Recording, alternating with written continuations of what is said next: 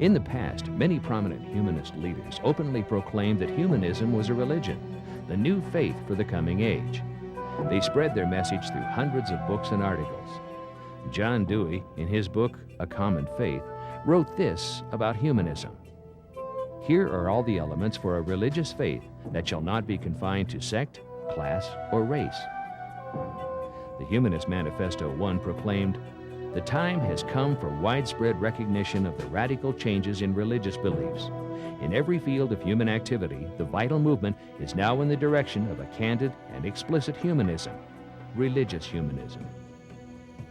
In the past, many secular humanists claimed that their worldview was religious.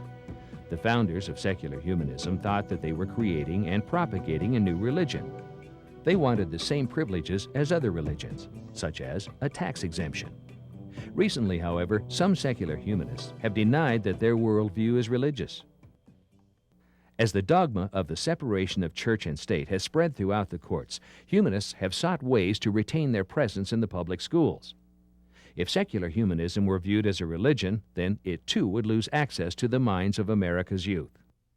Paul Kurtz, publisher of Prometheus Books and author of the Humanist Manifesto 2, argues that secular humanism is neither a religion nor is it religious in character.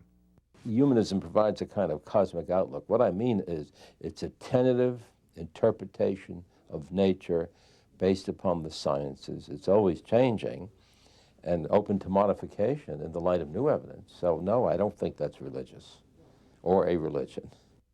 Kurtz's argument stems from the way in which he defines religion. He argues that to be a religion, a worldview must hold to belief in some kind of God or gods.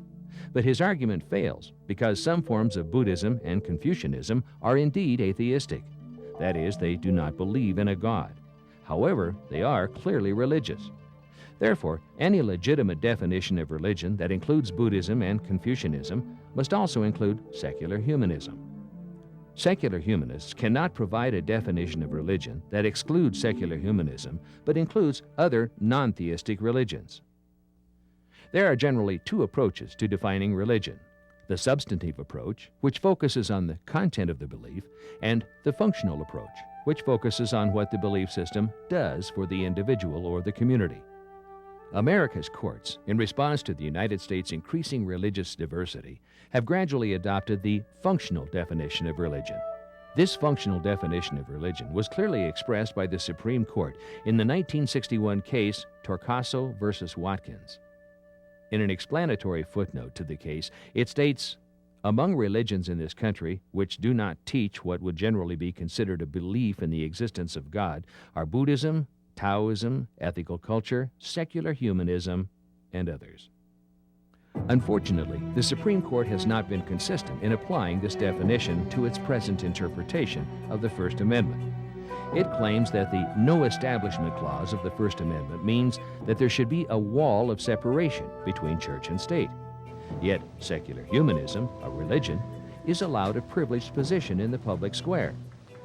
If secular humanism is a religion, something the U.S. Supreme Court has proclaimed, philosophers have established, and countless secular humanists insist, then why is it allowed such free access to the public schools? Secular humanists claim that their worldview is value neutral and agenda free, and that it tolerates all other worldviews. Yet secular humanist educators consistently attack the Christian worldview and have attempted to erase traces of Christian influence on history, science, and various other subjects. As Christianity and other theistic religions have been forced from the classroom, secular humanism, in effect, has been established as the unofficial religion of America.